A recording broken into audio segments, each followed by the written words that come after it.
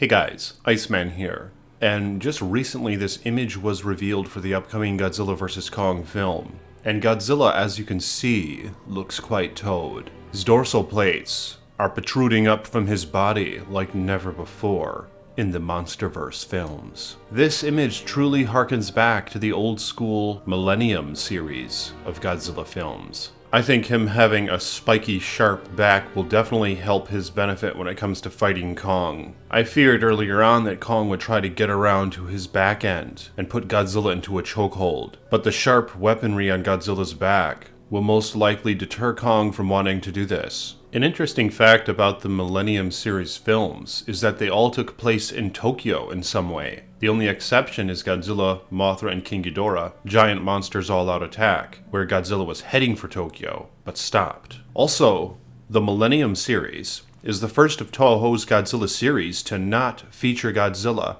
as an antagonist who is defeated or killed by humans in the first film. It is also the first series to feature Godzilla battling another monster in the first film. This is an interesting reality to realize because much speculation has come about that perhaps in this Godzilla vs. Kong film, Godzilla will actually be an antagonist, which will be the first MonsterVerse Godzilla film where he is such. And in my opinion, how could he not be? Truly, Godzilla is more powerful than Kong in most ways. He has regenerative capabilities, he can spew atomic breath from his mouth, and he has protective plates all about his body. Kong hasn't portrayed any unusual powers so far from what we've seen in the Skull Island film, other than, of course, his sheer strength. I've been arguing for some time that I think Kong should be given a power for this film, perhaps being electrified like he was in the 1960s King Kong vs. Godzilla film, where lightning blasted the ground around him, charging him with electrical power, allowing him to zap Godzilla nearly into submission. But of course, it is yet to be realized if Kong will be granted any epic powers, and he very well may not be. In which case, I fear there is no hope for the giant primate to persevere. But what do you guys think of this new design for Legendary Godzilla? I think it looks epic. I was always intrigued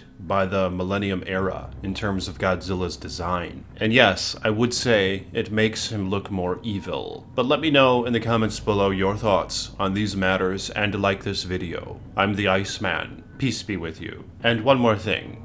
Become a patron if you want. Link in the description below.